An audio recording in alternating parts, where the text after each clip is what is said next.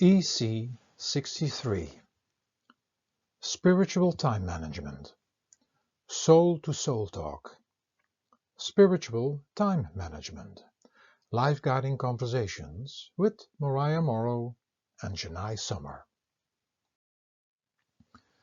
Let's talk about spiritual time management, Jenai, spoke Morai Amoro. Management of what? Responded Jenai. Are we not spiritual beings, having a momentary physical experience? We are children and part and parcel of Kandu, the Creator. We, as children of that eternal light, took on a mind to communicate with and a physical body in order to experience the worlds in Crystallia, the creation. We were meant to just experience these worlds, but the sense organs took over and we became entangled and attached to the things of this perishable world, and we forgot what we truly are and where we came from. We live the lives as humans, and here and there we remind ourselves or get reminded about what we truly are. Silent prayer and meditation is probably one of the best tools to start with reminding ourselves, and this tool we could use all day long, but it requires a lot of concentration to not think about worldly things. So, the best start to develop this way of concentrated conversation with Kandu is in a place and at a time where we do not get disturbed. What time in the 24 hours of the day do you think, Jenai, would be the best for that? I would say that would be a time before the sun rises, before everybody in the house wakes up. Great answer. And to be more precise, it is the most quiet in the surrounding at 3 in the morning. When we could start at that time, for starters, and dedicate 1/10 of the 24 hours, which is 2.5 hours, in full concentration through prayer and meditation to be with Kandu, we would have a solid base. At 3 in the morning and sitting for 2.5 hours, how is anybody going to manage that? Responded Jenai. We can start with 10 minutes and build up to the 2.5 hours, answered Morai. Help me out here, Morai, asked Jenai, who seemingly got overwhelmed. To be in meditation and to be with Kandu will remind us of our spiritual inheritance, the knowledge and wisdom of all. It will remind us how to live in harmony in this world.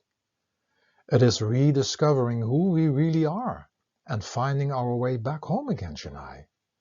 Oh yes, but how do we get up that early? Maybe it is not for you yet because of your age. But I would think about these matters, because we get too fast trapped believing that we are human beings who are looking to have a spiritual experience. Most people live completely in the world, and here and there they integrate some spiritual matters. This is worldly time management and not spiritual time management. We have to manage our life as spiritual beings. Around what time most people go to bed, Jenai? Around midnight, as far as I know, Morai, answered Jenai. Through the invention of light and electricity, most people prolong the day as they do not really live life during the day. They call it work and hard life, and there is little time spent with their loved ones. It is as if the evening is to compensate for all these things. However, this is worldly and not spiritual management. This is playing under the wings of Kalimobanku, the mind, who thinks this world and this body is its permanent abode. When we stay on this track and go to bed that late, it will be impossible to stand up at 3 in the morning. So, let's get to the real management. After sunset, we go in the energy of the night, and when we would go to bed around 7 or 8 or even 9, it would give us plenty of sleep. We wake up at 3 and work our way up for 2.5 hours of meditation. When you get the hang of this, you start to discover that this time actually replaces sleep and that it works even better then unconscious sleeping. It is now 5:30 and before daily life starts, there is enough time for things with the family and other things like a short exercise program and eating. In many countries, the shops are closed then between 12 and 3 or between 1 and 4, and there would be time again to rest a little, spend time with the family. And here again, we could schedule some time for inner silent prayer and meditation. It takes courage to change things and our priorities around. Yes, we have to do our best in the world, but not overdoing it, and we need to trust that whatever will happen in our worldly life is written. All will work out as it is supposed to work out.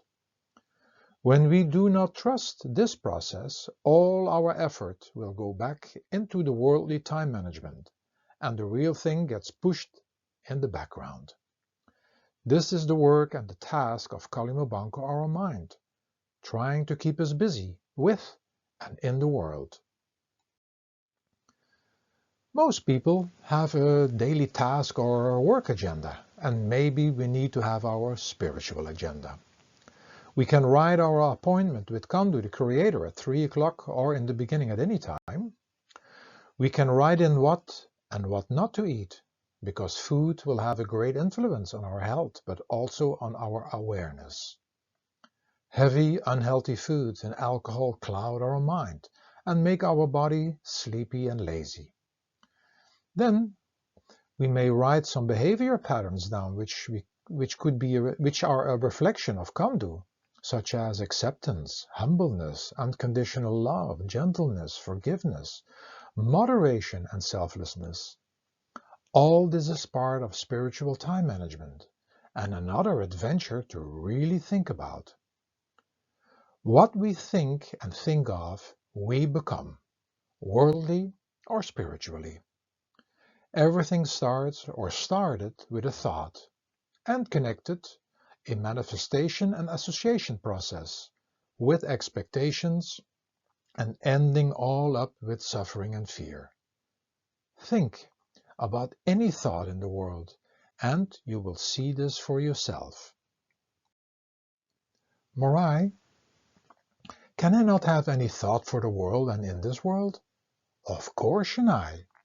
But know when you go after that thought, not realizing that each thought is created with an opposite, changes and is bound to time, and that when you have an expectation on top of it all, that it will end up in suffering and fear. So, what then do I do, Morai? Play with any thought with this awareness, like a young child that just likes to experience and play. It plays to play, sings to sing, laughs to laugh, learns to learn, but without any further connection making or expectation. However, give Kandu most of your thoughts.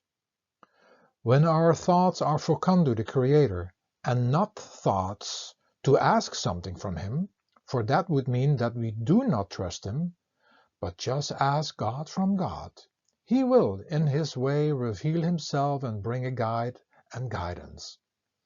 It is about spiritual management and to surrender to His will and not wanting our will, and for sure not wanting things from the world. Otherwise, we are in worldly time management again. Morai, but how can I think about Kandu and create this spiritual time management? I don't know how he looks like.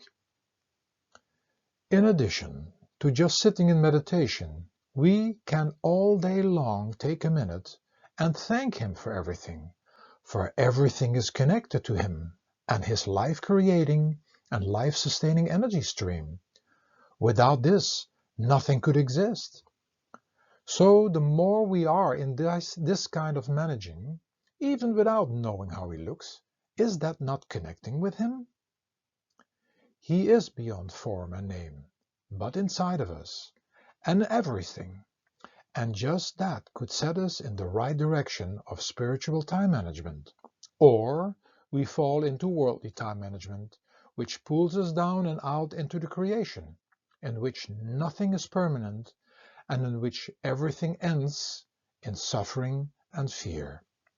So manage your time with Kandu, being an everlasting soul and part of him. Thank you, Morai. You are most welcome, Jenai.